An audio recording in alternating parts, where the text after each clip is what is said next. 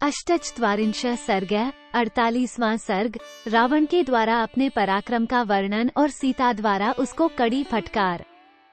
सीता के ऐसा कहने पर रावण रोष में भर गया और ललाट में भुहें टेढ़ी करके वो कठोर वाणी में बोला। 1 सुंदरी, मैं कुबेर का सौतेला भाई परम प्रतापी दशग्रीव रावण हूँ। तुम्हारा भला हो। 2 जैसे प्रजा मौत के भय से सदा डरती रहती है, उसी प्रकार देवता, गंधर्व, पिशाच, पक्षी और नाग सदा जिससे भयभीत होकर भागते हैं।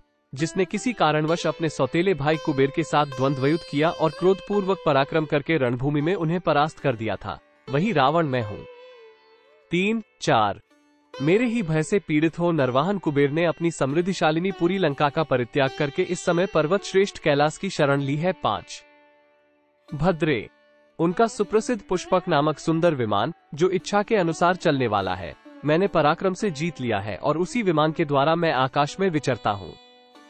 6 मिथिलेश कुमारी, जब मुझे रोष चढ़ता है उस समय इंद्र आदि सब देवता मेरा मुंह देखकर ही भय से थर्रा उठते हैं और इधर उधर भाग जाते हैं। 7 जहाँ मैं खड़ा होता हूँ वहाँ हवा डरकर धीरे धीरे चलने लगती है।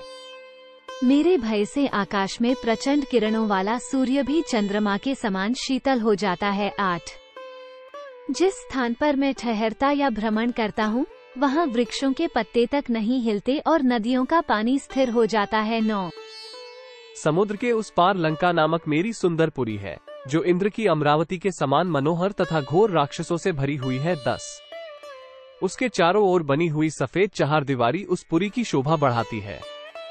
लंकोपुरी के महलों के दालान, फर्श आदि सोने के बने हैं और उसके बाहरी दरवाजे वैदूर्यमय हैं। वह पुरी बहुत ही रमणीय है। 11 हाथी, घोड़े और रथों से वहां की सड़कें भरी रहती हैं। भांति भांति के वाद्यों की ध्वनि गूंजा करती है। सब प्रकार के मनोवांछित फल देने वाले वृक्षों से लंकापुरी व्याप्त है।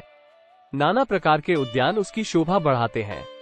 12 राजकुमारी सीते, तुम मेरे साथ उस पुरी में चलकर निवास करो। मनस्विनी, वहाँ रहकर तुम मानवी स्त्रियों को भूल जाओगी।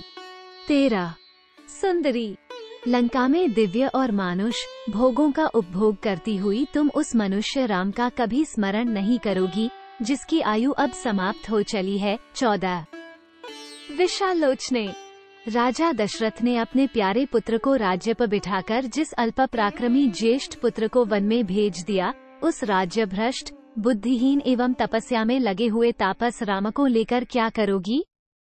15-16 ये राक्षसों का स्वामी स्वयं तुम्हारे द्वार पर आया है, तुम इसकी रक्षा करो, इसे मन से चाहो। ये कामदेव के बाणों से पीड़ित है, इसे ठुकराना तुम्हारे लिए उचित नहीं है। 17 भीरू, मुझे ठुकराकर तुम उसी तरह पश्चाताप करोगी जैसे पुरुवा को लात मारकर उर्वशी पछताई थी।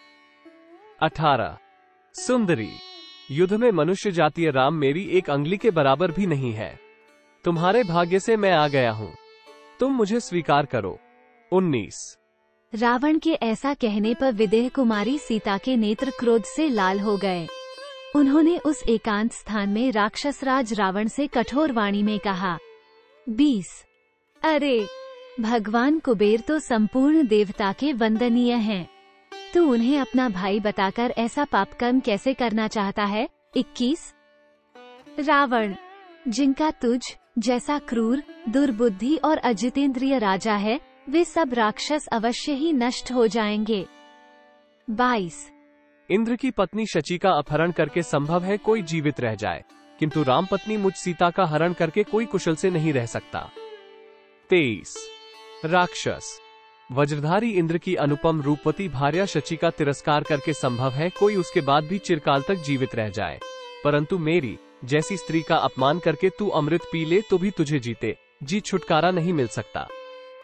24 इत्यार्षे श्रीमद् रामायणे वाल्मीकि आदिकाव्ये कांडे अष्टचत्वारिंशः सर्गः।